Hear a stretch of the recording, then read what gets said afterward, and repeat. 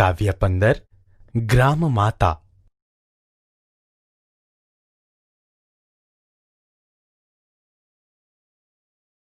બાળ દોસ્તો, હવે આપણે કવિના જીવન વિશે પરિચય મેળવીએ. ગ્રામ માતા એક ખંડકાવ્યના કવિ છે શ્રી કલાપી. તેમનું મૂળ નામ છે સુરસિંહજી તખ્તસિંહજી ગોહિલ, જેઓ સાહિત્ય જગતમાં કલાપી ઉપનામથી ઓળખાય છે. તેમનો જન્મ ઈસવીસન 1874માં અમરેલી જિલ્લાના લાઠી ગામમાં એક રાજવી પરિવારમાં થયો હતો. તેમનું મૃત્યુ ઈસવીસન 1900માં થયું હતું. કવિ શ્રી કલાપી લાઠી પરગણાના રાજા હતા. તેઓ અત્યંત ઋજુ અને સંવેદનશીલ વ્યક્તિ હતા. તેમનું મુખ્ય સર્જન કવિતા ક્ષેત્રે રહ્યું છે. કલાપીનો કેકારવ એ તેમનો જાણીતો કાવ્ય સંગ્રહ છે, જેના કારણે પાઠ્યપુસ્તકોમાં તેમની કવિતાઓ વખતો વખત સ્થાન પામતી રહી છે. કાશ્મીરનો પ્રવાસ એ તેમનું જાણીતું પુસ્તક છે. આ ઉપરાંત તેમણે પત્રો, નિબંધ, ડાયરી અને અનુવાદ વિષયક પુસ્તકો પણ આપ્યા છે. બાળ દોસ્તો, ગ્રામ માતા એ કલાપીનું સૌને સ્પર્શી ગયેલું આપણી ગુજરાતી ભાષાનું એક નોંધપાત્ર ખંડકાવ્ય છે, જેમાં કવિએ રાજાનું હૃદય બદલાતા ધરાનો રસકસ પણ બદલાઈ જાય છે. એ મુખ્ય ભાવનું સરળ ભાષામાં વિવિધ છંદો દ્વારા મનોરમ તથા હૃદયસ્પર્શી વર્ણન કર્યું છે. બાળ દોસ્તો, આપણે શાર્દુલ વિક્રીડિત છંદમાં કવિએ રચેલી કાવ્ય પંક્તિઓ વાંચીએ અને સમજીએ. ઉગે છે સુરખી ભરી રવિ મૃદુ હેમંતનો પૂર્વમાં, ભૂરું છે નભ સ્વચ્છ સ્વચ્છ દિસતી એકે નથી વાદળી. કવિ કહે છે, હેમંત ઋતુની સવારે પૂર્વ દિશામાં સૂર્ય જાણે રતાશ પડતો ઉગી રહ્યો હોય એમ દેખાય છે. ભૂરા આકાશમાં એક પણ વાદળી દેખાતી નથી, એટલે કે ભૂરું આકાશ જાણે એકદમ સ્વચ્છ દેખાય છે. ઠંડો હિમ ભર્યો વહે અનિલ શો ઉત્સાહને પ્રેરતો, જે ઉત્સાહ ભરી દિશે શુક ઉડી ગાતા મીઠા ગીતડા. કવિ કહે છે, ઠંડો પવન આવા વાતાવરણમાં જાણે ઉત્સાહ વધારી રહ્યો છે અને એ ઉત્સાહને ભરીને મીઠા મધુર ગીતો ગાતા ઉડી રહેલા દેખાય છે. બાળ દોસ્તો, હવે આપણે માલિની છંદમાં કવિએ રચેલી કાવ્ય પંક્તિઓ વાંચીએ અને સમજીએ. મધુર સમય તેવે ખેતરે શેલડીના, રમત કૃષિવલોના બાલ નાના કરે છે. કવિ કહે છે, આવા સવારના મસ્ત મધુર સમયે શેરડીના ખેતરોમાં ખેડૂતોના નાના બાળકો રમી રહ્યા છે. કમલવત ગણીને બાલના ગાલ રાતા, રવિ નીજ કર તેની ઉપર ફેરવે છે. કવિ કહે છે, ત્યારે સૂર્ય જાણે પોતાના હાથ એટલે કે પોતાના કિરણો બાળકોના કોમળ રાતા ગાલને કમળ જેવા ગણીને તેની ઉપર ફેરવે છે. બાળ દોસ્તો, હવે આપણે અનુષ્ટુપ છંદમાં કવિએ રચેલી કાવ્ય પંક્તિઓ વાંચીએ અને સમજીએ. વૃદ્ધ માતા અને તાત તાપે છે શગડી કરી, અહો કેવું સુખ જોડું કરતાએ નિર્મ્યું દિશે. કવિ કહે છે, સવારના સમયે વૃદ્ધ માતા અને વૃદ્ધ પિતા સગડી કરીને તાપણી કરે છે, જે જોઈને કવિ કહે છે, વાહ, ઈશ્વરે કેવું સુખી જોડું બનાવ્યું છે. બાળ દોસ્તો, હવે આપણે વસંત તિલકા છંદમાં કવિએ રચેલી કાવ્ય પંક્તિઓ વાંચીએ અને સમજીએ. ત્યાં દૂર દૂર નજરે ઉડતી પડે છે ને અશ્વ ઉપર ચડી નર કોઈ આવે. કવિ કહે છે, બાળકો રમી રહ્યા છે, વૃદ્ધ દાદા દાદી તાપણું કરી રહ્યા છે. ત્યાં દૂર દૂર ઉડતી દેખાય છે, જાણે કોઈ માણસ ઘોડા પર બેસીને આવતો દેખાય છે.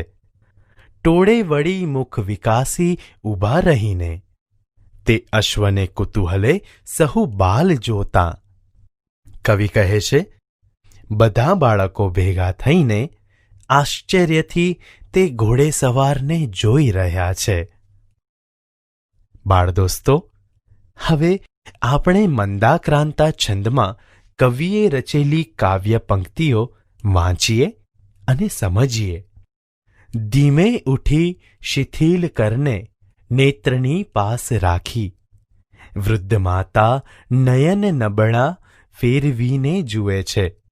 કવિ કહે છે, વૃદ્ધાવસ્થાને કારણે અશક્ત થયેલી માતા ધીમેથી ઊભી થઈને પોતાનો નબળો હાથ પોતાની આંખો ઉપર મૂકીને પેલા ઘોડેસવારને જુએ છે ને તેનો એ પ્રિય પતિ હજુ શાંત બેસી રહીને જોતા ગાતો શગડી પરનો દેવતા ફેરવે છે.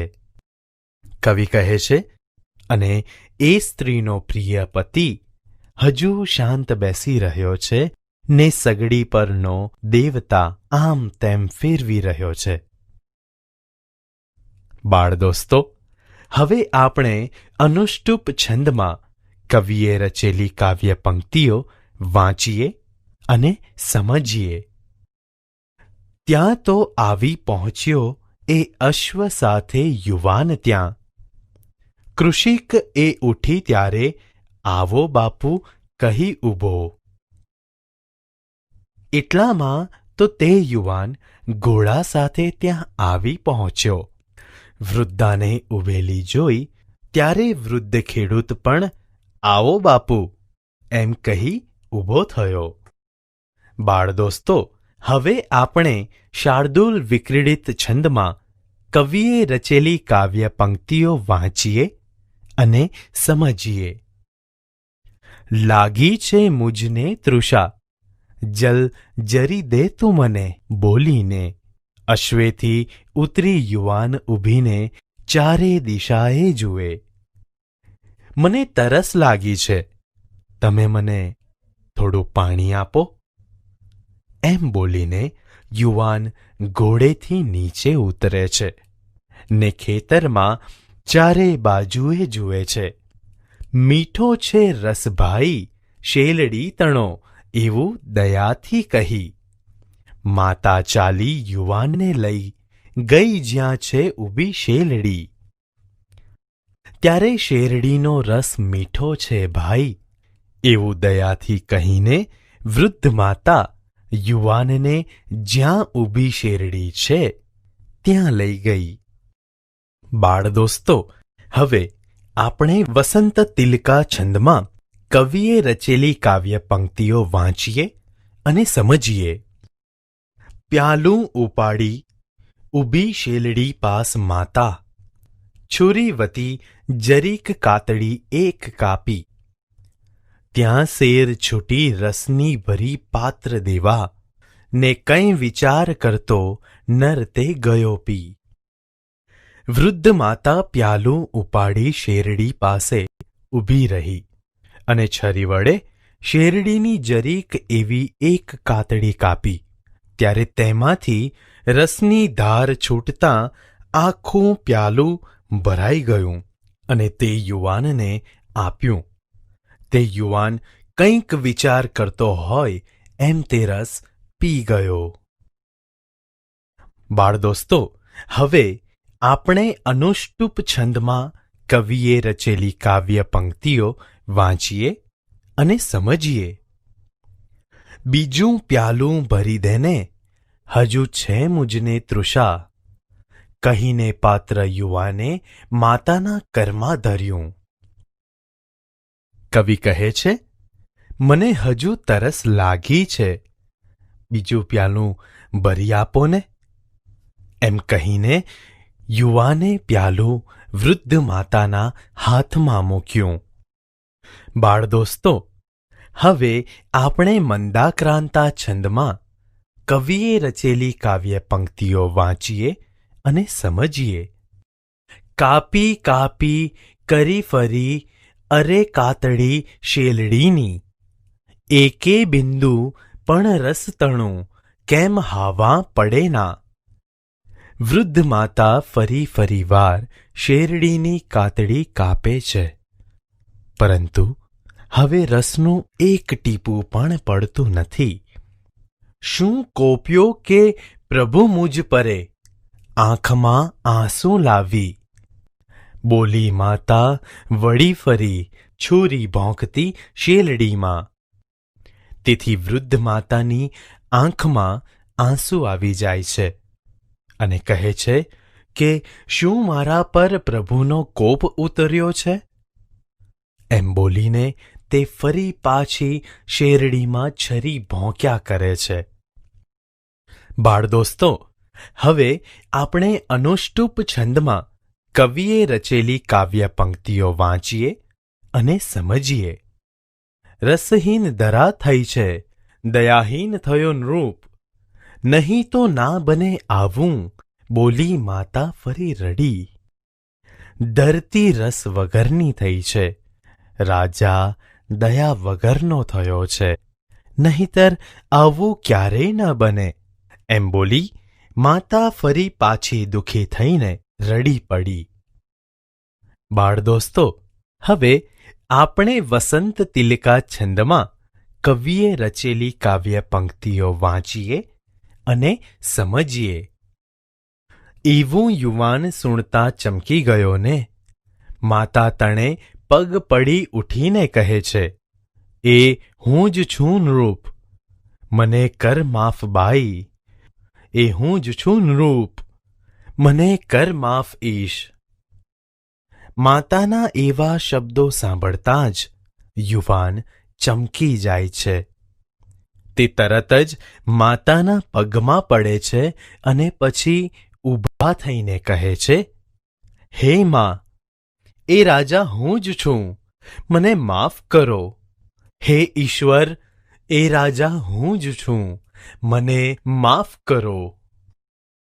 બાળ દોસ્તો, હવે આપણે શાર્દુલ વિક્રીડિત છંદમાં કવિએ રચેલી કાવ્ય પંક્તિઓ વાંચીએ અને સમજીએ. પીતો તો રસ મિષ્ટ હું, પ્રભુ અરે ત્યારે જ ધાર્યું હતું. આ લોકો સહુ દ્રવ્યમાન નક્કી છે, એવી ધરા છે અહીં.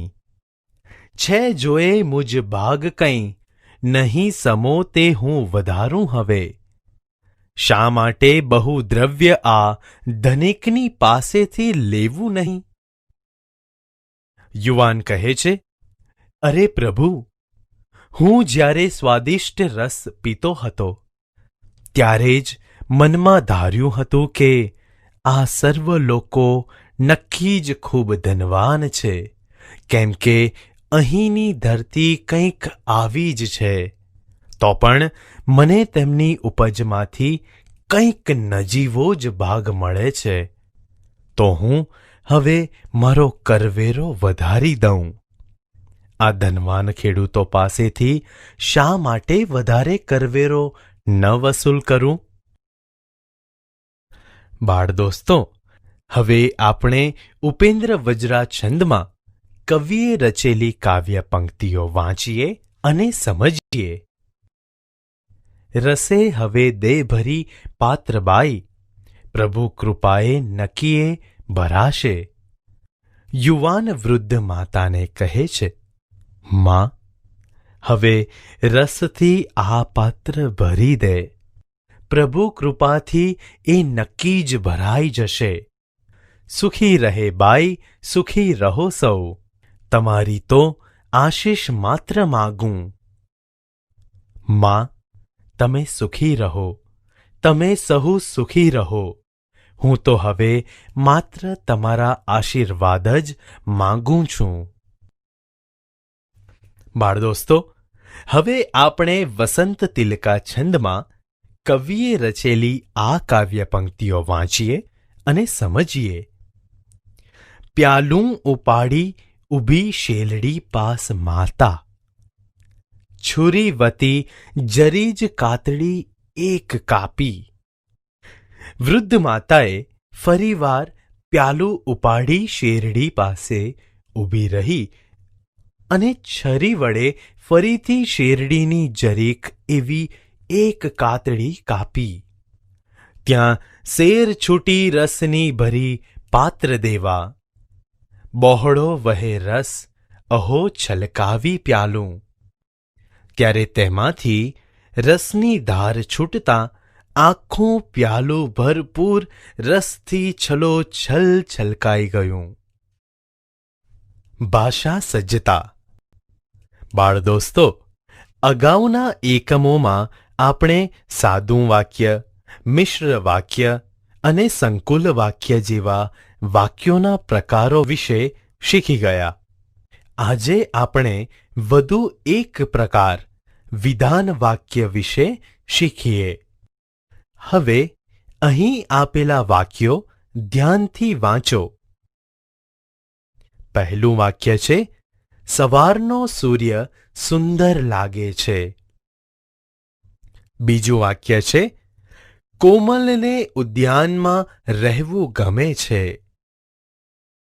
ત્રીજું વાક્ય છે, વિદ્યાર્થીઓએ રોજ વાંચવું જોઈએ. બાળદોસ્તો, ઉપરના ત્રણેય વાક્યોમાં તમે જોશો કે હકીકતનું સીધું જ કથન આપેલું છે. એટલે કે જે વાક્યમાં હકીકતનું સીધું જ કથન કે નિવેદન થતું હોય ત્યારે તે વાક્ય વિધાન વાક્ય છે એમ કહેવાય. આવા વિધાન વાક્યને અંતે હંમેશા પૂર્ણ વિરામ એટલે કે ટપકું જ મૂકવામાં આવે છે.